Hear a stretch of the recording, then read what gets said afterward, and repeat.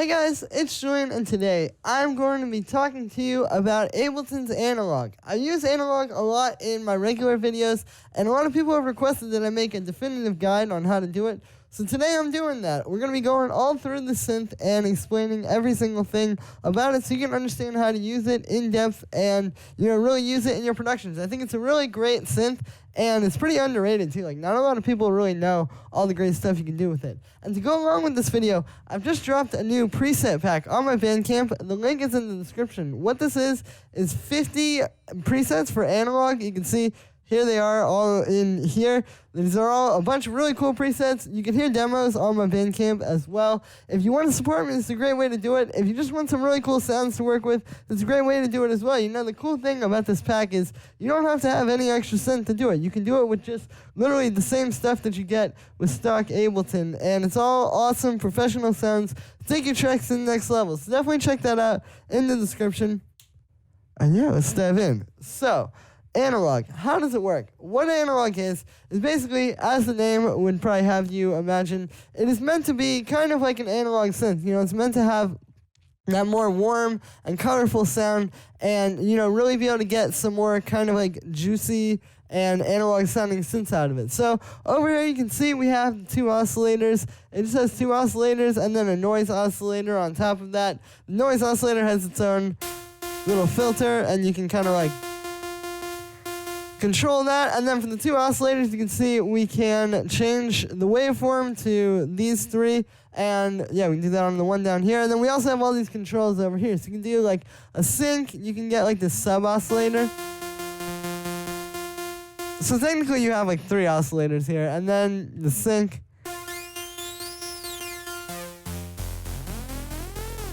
Yeah, that can be cool for some of those old school sounds. We also have a pulse width thing here, which if we switch this to a square wave, there we go, we can use that. And you can put the LFO on that as well. Then we've got the key of the pitch mod, so that's just basically the key tracking of the pitch. Usually you want to just have that at 100, and then you can also put an LFO on the pitch. And then we also have this pitch envelope here. So the cool thing with analog, and I've used this a lot in my videos, is how you can have a different pitch envelope on each of the two oscillators. So if you look at this here, what we can do is we can essentially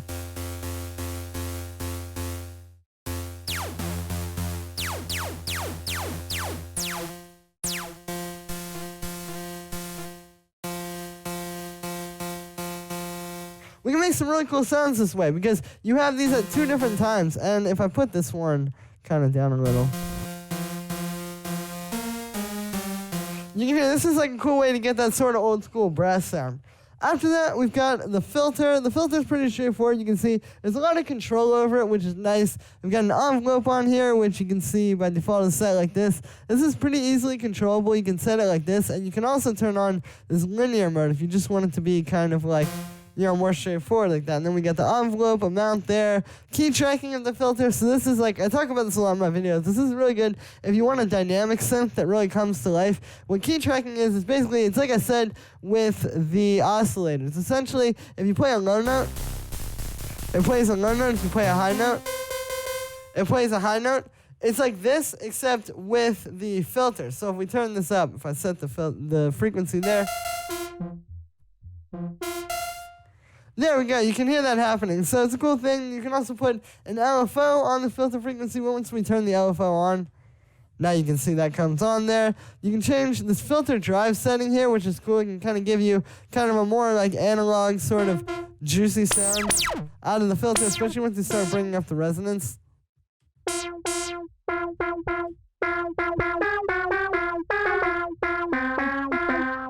So you can hear, like, there's a lot of cool stuff with this synth to really get a lot of character out of it. And that's what I like, is that it doesn't just, it's not just oscillators with a filter, but it really feels like a synth. It really feels like something that, you really get that feeling that you get when you're working with a live synth, where you get kind of like unexpected things and just, creative sounds just through playing with the different settings on here. We've also got a second filter down here, so you can have this kind of set like this, and then you can have like different oscillators going through the different filters and stuff. That's pretty useful. We can also change the actual like type of filter here. There's a lot of different ones. There's the low pass, band pass, notch, high pass, and then there's this formant filter, which can be really useful. If I turn off the envelope on this, you can hear. This kind of gives you like that vocal type of sound. That can be really useful for making bass sounds. We got the amp envelope over here. There's 2 of them on here. Again, there's like, you can change the routing. I'll get to that.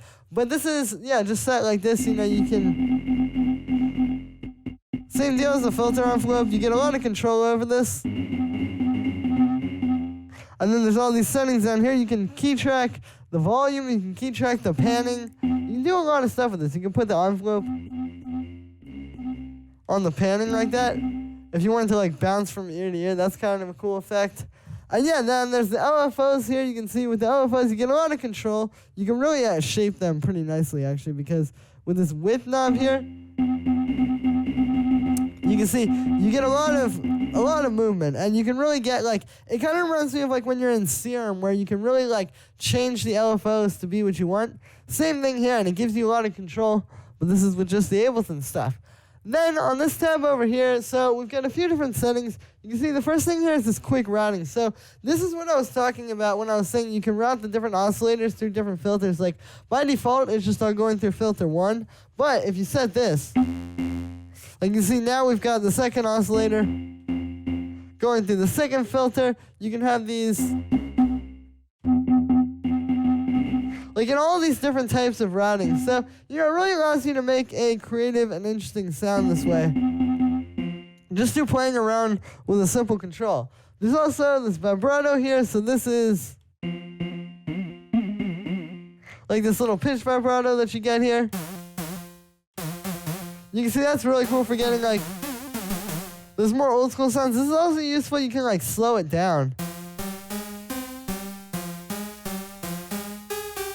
And you get that more kind of like synth wavy, like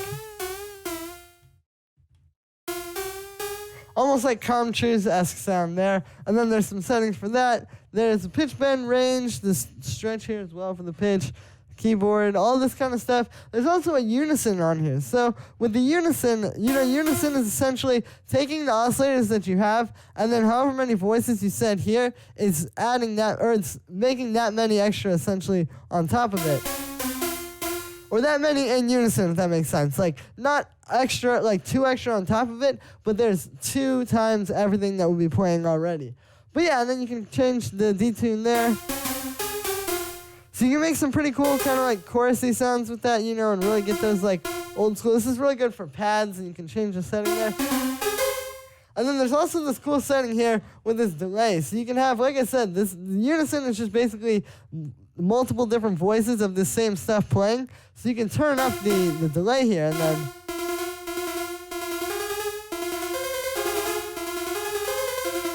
and they're like da da da da da, because it's going all 4 voices like slightly after each other. And you can hear that can make some interesting stuff. For ARPs and stuff like that, you know, it's got some cool things on here. This is what I like about analog, is that like there's cool little hidden stuff like that allows you to really make interesting and creative sounds. You know, like I would never think to do this, to have 4 synth voices playing slightly after each other. But it sounds really cool. So yeah, that is really pretty much it. I mean, there's also like this glide here. So you can get some legato, kind of like portamento stuff.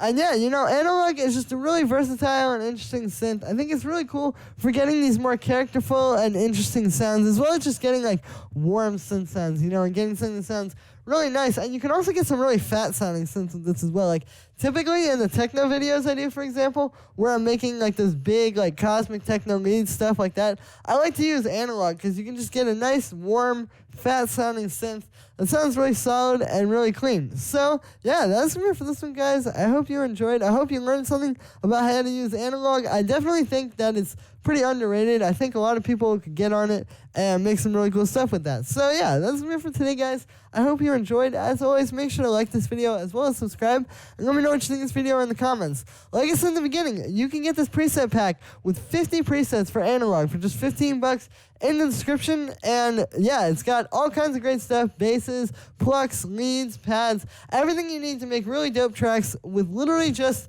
the built-in synth inside of Ableton. So all that is in the description. Make sure to go check that out. There's some great stuff in there. Yeah, so thank you so much, everybody, and I will see you tomorrow with another video.